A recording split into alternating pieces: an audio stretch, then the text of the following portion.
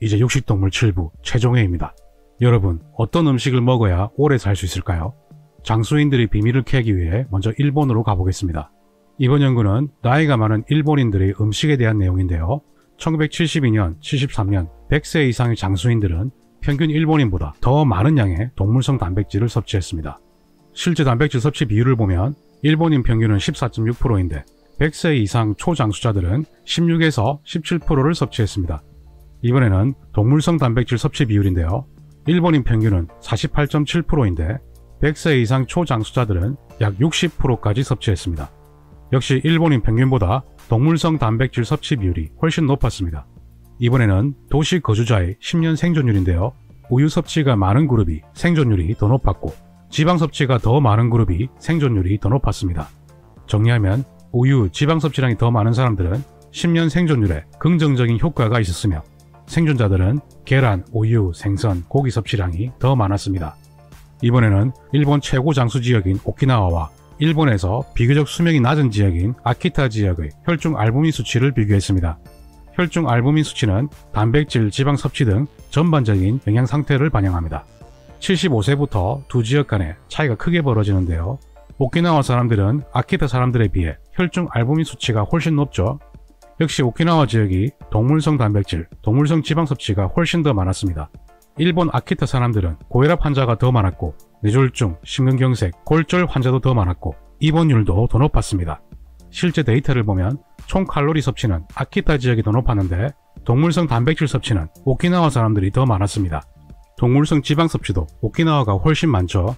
그러다 보니 철분 섭취도 오키나와가 더 많고 비타민 A 섭취도 큰 차이가 났습니다. 오키나와 사람들은 동물성 단백질과 지방을 더 많이 먹었는데 더 건강하게, 더 오래 살았습니다. 이번에는 혈중 콜레스테롤을 비교했는데요. 역시 오키나와 사람들이 아키타 사람들보다 혈중 콜레스테롤이 훨씬 높죠. 오키나와 사람들은 85세 이상에서도 평균 콜레스테롤이 207이었지만 아키타 사람들은 192에 불과했습니다. 조금 전에 아키타 사람들은 만성질환도 많고 입원율도 높다고 했죠. 이번에는 HDL 콜레스테롤을 비교했는데요. 여기서는 압도적인 차이가 발생합니다. 75세부터는 차이가 더 벌어집니다. 동물성 지방 섭취는 혈중 HDL 콜레스테롤을 높여주기 때문입니다. 여러분, 동물성 지방과 단백질이 아직도 두려우십니까? 우리는 이 연구에서 큰 교훈을 얻어야 할 것입니다. 여러분, DHEAS라는 부신 호르몬을 아십니까? 이 DHEAS는 노화와 수명의 생체 지표로 많이 사용되고 있습니다. 관련 기사를 보면 사람의 수명은 인슐린과 호르몬의 일종인 DHEAS와 연관이 있으며 DHEAS 수준이 높은 사람이 오래 사는 경향이 있다는 겁니다. 이 DHEAS는 지용성 호르몬으로 지방으로 만들어집니다. 더 정확하게 얘기하면 콜레스테롤로 만들어집니다. DHEAS는 나이에 따라 급격하게 감소하기 때문에 가장 중요한 생체 지표 중 하나로 간주되고 있습니다. DHEAS 수치가 낮으면 노화뿐만 아니라 수많은 질병의 발생 빈도가 높습니다. 이런 이유로 노화 방지의학에서 중요한 지표로 사용되고 있는 겁니다. 이번에는 류마티스 관절염 환자에게 저탄수화물 고지방 식사를 시켰더니 혈중 DHEAS 수치가 일주일 만에 무려 34%나 증가했습니다. 왜 고지방 식사를 하면 DHA가 증가할까요? 부신에서는 LDL 콜레스테롤로부터 콜레스테롤을 공급받아서 DHEAS를 만들어냅니다. LDL 콜레스테롤요? 그렇게 나쁘다고 하는 LDL 말입니까?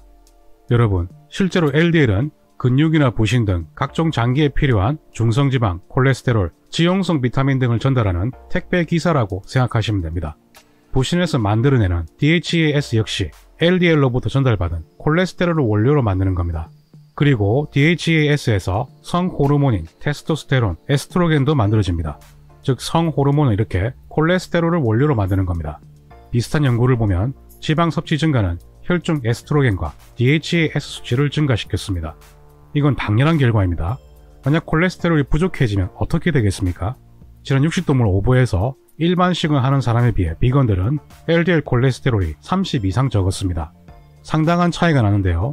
다른 연구에서는 무려 50 이상 차이가 나기도 했습니다. 이렇게 되면 DHEAS를 만드는 원료가 부족해지겠죠? 정리하겠습니다. 여러분이 만약 DHEAS 수치가 낮다면 아마도 지방을 충분하게 섭취하지 않았을 가능성이 높습니다. 그리고 저탄수화물 고지방 식사가 DHEAS 수치를 올려줄 수 있습니다. 즉, 동물성 지방과 단백질의 충분한 섭취는 인간을 더 건강하게, 더 오래 살 수 있게 한다는 뜻입니다. LDL 3-1편에서 작년 7월에 발표된 고지혈증의 역설이라는 연구를 소개했습니다. 이 연구에서 총 콜레스테롤 수치가 증가할수록 전체 원인 사망률이 감소하죠. 특히 총 콜레스테롤 240 이상에서 사망률이 최저였습니다. LDL 콜레스테롤 역시 같은 패턴을 보이죠. 콜레스테롤이 적어지면 원료가 부족해지면서 DHEAS 생산 역시 감소하게 되면서 수명이 줄어들고 노화가 촉진되었을 가능성도 있습니다. 이 그래프는 시간 경과에 따른 생존 확률인데요. LDL 콜레스테롤 190 이상에서 가장 높은 생존 확률을 보였습니다. 그리고 네덜란드 레이든 마을에서도 총 콜레스테롤 250 이상에서 전체 원인 사망률이 최저였습니다. 아직도 콜레스테롤이 두려우십니까? 이번 연구도 흥미로운데요. 기대 수명 세계 1위는 홍콩 사람이었습니다. 홍콩 사람들은 육류 섭취가 아주 많기로 유명한데요. 1년에 1인당 육류 섭취가 무려 202.1kg입니다. 정말 엄청나죠? 3위 마카오도 177kg나 먹습니다. 이 사람들 큰일 나지 않을까요? 기대 수명 세계 랭킹을 보면 홍콩과 마카오가 2, 3위를 차지했습니다. 1위인 모나코는 인구가 4만 명밖에 되지 않아서 의미 있는 데이터라고 할 수 없기 때문에 사실상 홍콩과 마카오가 기대 수명 세계 1, 2위입니다. 그런데 의사들은 고기 많이 먹으면 빨리 죽는다고 하지 않았나요? 정말 그렇습니까? 이번에는 UN 175개국 연구인데요. 총 육류 섭취와 기대 수명을 조사했습니다. 전 세계 인구 90%에 해당하는 엄청난 규모의 연구입니다. 결과를 보면 연간 육류 섭취량이 증가할수록 기대 수명 역시 같이 증가했습니다. 소아 사망률도 육류 섭취량이 증가할수록 감소했습니다. 이 그래프에서 연간 육류 섭취량 끝부분이 160kg인데요. 이렇게 보면 홍콩과 마카오가 얼마나 육류 섭취량이 많은지 한눈에 보이죠? 정말 대단한 섭취량입니다. 기대 수명은 의료 수준과도 밀접한 관계가 있기 때문에 이렇게 비슷한 지역별로 나누어서 보는 것이 필요합니다. 의료시설이 낙후된 아프리카와 선진국을 비교하면 이상하겠죠. 비슷한 환경의 지중해 지역 국가에서도 육류 섭취량이 증가할수록 기대 수명도 증가했습니다. 이런 긍정적인 효과는 칼로리 섭취, 도시화 정도, 비만 교육 등 혼란 병수를 통제한 후에도 유지되었습니다. 연구진들은 육류 섭취는 기대 수명을 예측할 수 있는 강력한 예측인자라고 말했습니다. 반면에 곡물 탄수화물 섭취는 기대 수명에 부정적인 연관성을 보였습니다. 우리가 알고 있는 상식과는 정반대의 결과죠. 이번에도 대규모 연구입니다.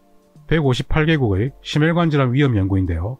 탄수화물 섭취가 많을 때, 특히 곡물과 밀 형태의 섭취가 많을 때 심혈관 질환 위험이 높아졌습니다. 이런 반복적인 비슷한 결과는 중요한 의미가 있는 겁니다. LDL 6편에서 일본 연구를 소개드렸는데요. 포화지방 섭취가 증가할수록 뇌졸중과 심혈관 질환에 의한 사망률이 감소했습니다. 현재 WHO에서 권장하는 하루 포화지방 섭취량은 10% 미만인데 이런 경우 사망률이 가장 높죠. 포화지방을 줄이라는 것이 정말 올바른 조언 맞습니까? 포화지방이 정말 나쁜 지방 맞습니까? 2005년 세계보건기구의 유럽 통계를 보면 포화지방을 많이 섭취할수록 심혈관 질환 사망률이 감소했습니다. 조금 전 연구에서도 유럽 지역에서 육류 섭취량이 증가할수록 기대 수명 역시 같이 증가했습니다. 이번에는 2012년 유럽 41개국 연구인데요. 하루 포화지방 섭취 비율이 증가할수록 관상동맥, 심장질환 사망률은 감소하는 추세를 보였습니다. 계속 비슷한 결과가 반복적으로 관찰되고 있습니다. 이번에는 15개의 무작위 대조군 연구를 메타 분석한 연구입니다. 포화지방을 줄였지만 모든 원인 사망률과 심혈관 질환 사망률에 아무런 영향이 없었다. 심근경색, 관상동맥 질환 사망률에도 아무런 영향이 없었다. 암 사망률, 암 발생에도 아무런 영향이 없었다. 이래도 포화지방이 해롭다고 생각하십니까? 원래 콜레스테롤은 심장질환 위험도를 예측할 수 없습니다. 정말 중요한 예측 인자 중 하나는 당화혈색소입니다. 산소를 운반하는 적혈구의 헤모글로빈 단백질에 포도당이 결합된 비율이 당화혈색소입니다. 5.6% 이하가 정상이고 5.7에서 6.4 사이는 전당뇨, 6.5 이상은 당뇨에 해당합니다. 데이터를 보면 당화혈색소가 증가할수록 전체 원인 사망률이 크게 증가함을 알 수 있는데요. 특히 당뇨에 해당하는 6.5 이상부터는 사망률이 급격히 증가합니다. 실제 당뇨 환자들 사례를 보면 왼쪽 환자는 2010년에 이미 당화혈색소가 10%로 중증 당뇨인데 해마다 조금씩 증가해서 2016년에는 13%까지 올라갔습니다. 이는 매우 심각한 중증 당뇨 상태입니다. 이 상태에서 탄수화물 섭취를 제한하는 저탄수화물 고지방 식사를 시작하자 불과 1년 만에 당화 혈색소가 5% 이하로 내려갔습니다. 정말 엄청나게 떨어지죠. 오른쪽 환자 역시 당화 혈색소가 10% 이상인 중증 당뇨 환자인데 고지방 식사를 개시하고 나서 당화 혈색소가 6% 이하로 내려갔습니다. 지금 여러분들은 중증 당뇨 환자가 정상 상태로 치료된 모습을 보고 계신 겁니다. 고지방 식사가 정말 몸에 해롭다면 어떻게 이렇게 당뇨가 치유될 수 있습니까? 당뇨를 완치시킬 수 있는 식사가 어떻게 건강에 해로울 수 있습니까? 이렇게 당화 혈색소가 크게 줄어들면 사망률 역시 크게 감소하게 될 겁니다. 아직도 포화지방이 두렵습니까? 2019년 방송된 지방의 누명에서도 불과 10주 만에 당화 혈색소가 7.3에서 5.5로 크게 감소되었습니다. 이 정도면 평균 혈당이 약 60 가까이 떨어진 겁니다. 이건 정말 엄청난 효과입니다. 이번에는 저탄수화물 식사와 심혈관 질환 영향에 대한 메타 분석인데요. 수축기 혈압은 3.1, 이완기 혈압은 4.8 감소되었습니다. 비만 지수를 나타내는 BMI는 무려 2.1이나 감소했습니다. 체중도 7kg나 감소되었고 허리 둘레는 5.7cm 줄었습니다. 공복 혈당은 1.1 감소했고 당화 혈색소는 0.21 감소했습니다. 그런데 중성지방은 무려 30이나 떨어졌습니다. 중요한 심혈관 지표가 고지방 식사를 통해 크게 개선되었다는 뜻입니다. 여러분, 오래 살고 싶습니까? 장수를 결정하는 지표 중 하나가 인슐린인데요. 인슐린이 필요 이상으로 과다하게 분비되면 우리 몸의 세포를 빨리 노화시켜 죽게 만드는 역할을 합니다. 다른 연구에서도 인슐린의 기능이 정상인 사람이 장수한다는 것이 밝혀지고 있고, 다른 기사에서도 인슐린 감소, 수명을 연장시켜 인슐린 낮을수록 장수한다는 연구들이 계속 보도되고 있습니다. 여러분, 인슐린을 낮출 수 있는 가장 좋은 방법이 뭘까요? 그렇습니다. 저탄수화물 고지방 식사입니다. 이 식사는 중성지방 수치도 아주 많이 떨어뜨리지만 인슐린 수치도 정말 기가 막힐 정도로 잘 떨어뜨립니다. 조금 전 지방의 누명 데이터를 보면 저탄수화물 고지방 식사로 바꾼 뒤에 10주 만에 공복 인슐린 수치가 20.3에서 11.2로 크게 감소되었습니다. 관련 연구를 보면 공복 인슐린 수치가 증가할수록 심혈관 질환 사망률이 크게 증가함을 알 수 있습니다. 이번에는 제 환자분 사례인데요. 2016년에는 공복 인슐린 수치가 무려 15.24였습니다. 조금 전 그래프를 다시 보면 공복 인슐린 수치가 12.9 이상이 되면 심혈관 질환 사망률이 무려 2.5배나 증가하죠. 공복 인슐린 15는 이렇게 위험한 수치입니다. 이분은 2019년 저탄수화물 고지방식으로 식단을 바꾸고 나서 1년 만에 공복 인슐린 수치가 5.55로 무려 3배 가까이 떨어졌습니다. 정말 잘 떨어집니다. 그리고 이분은 남편분인데요. 2016년에는 공복 인슐린 수치가 11.83으로 상당히 높은 편인데 2019년 고지방식으로 식단을 바꾼 뒤 1년 만에 0.85로 무려 10배 이상 떨어졌습니다. 공복 인슐린 수치가 이렇게 극적으로 좋아지는데 고지방식이 인간에게 정말 해로운 식사입니까? 아직도 포화지방이 두렵습니까? 동물성 지방이 심장에 독이라는 말은 미신에 불과합니다. 동물성 포화지방이 우리 인간에게 해롭다는 증거는 없습니다. 그야말로 미신입니다. 이미 2006년에 저지방 식단은 만성질환을 예방하지 못한다는 결론이 나왔습니다. 연구비를 무려 7천억 원이나 투여한 최대 규모의 무작위 대조군 연구인데요. 채소, 곡물, 과일 섭취를 늘리는 저지방 식단은 유방암과 대장암 발생을 줄이지 못했고 심장마비, 뇌졸중 발생 예방에 아무런 효과가 없었습니다. 이제 인정할 것은 인정해야 합니다. 이번에는 포화지방과 건강에 대한 논문인데요. 2020년 최고 논문 중 하나로 선정되었습니다. 2020년 미국 심장병학회에서 발표했는데요. 이전 권고는 심혈관 질환을 줄이기 위해 포화지방 섭취를 줄이라는 것이었습니다. 하지만 수많은 연구들이 추가로 나오면서 분석한 결과 현재 증거로는 버터, 치즈, 우유 등 유제품과 육류, 다크 초콜릿 등 포화지방이 많은 음식은 심혈관 질환을 높이지 않는다고 결론 내렸습니다. 논문을 조금 더 읽어보면 최신 메타 분석 연구 결과 포화지방 섭취를 줄여도 심혈관 질환 발생과 전체 사망률을 줄이지 못했다. 그리고 포화지방은 오히려 뇌졸중 발생을 감소시키는 효과를 보였다. 완전지방 유제품, 비가공 육류, 다크 초콜릿은 포화지방이 많지만 심혈관 질환의 위험을 높이지 않는다. 이 연구는 예전에 저지방 식사 가이드라인을 만들었던 4명의 전문가 위원들이 논문 저자에 포함되었습니다. 즉 우리가 잘못 판단했다 라고 인정한다는 의미입니다. 하지만 여전히 다른 전문가들이 저지방 식사라는 말은 다 지워버리고 식물 기반 식사라는 요상한 말을 만들어서 유행어처럼 계속 퍼뜨리고 있습니다. 여전히 식사 가이드라인은 저지방 식사를 밀어붙이고 있습니다. 대체 증거의학은 어디로 갔습니까? 여기엔 과학은 없고 정치만 있는 겁니까? 이 모든 것은 사기꾼 과학자와 부패한 의학단체로부터 시작되었습니다. 포화지방을 먹지 말고 불포화지방을 먹으라는 정말 말도 안 되는 거대한 인체 실험에 인류는 빠져버렸습니다. 불과 100년 전까지 전혀 먹지 않았던 옥수수 기름, 콩기름, 카놀라유 등 초가공된 식물성 불포화지방을 아무런 근거 없이 심장 건강에 좋은 음식으로 밀어붙였습니다. 그 결과 인류는 지금 비극적인 대가를 치르고 있습니다. 지구상에서 이렇게 많은 만성질환에 걸린 동물은 인간밖에 없습니다. 야생에 살면서 자연적인 식사와 생활을 하는 동물들은 만성질환에 걸리지 않습니다. 하지만 인간이 키우는 애완동물은 인간과 마찬가지로 만성질환에 걸리고 있습니다.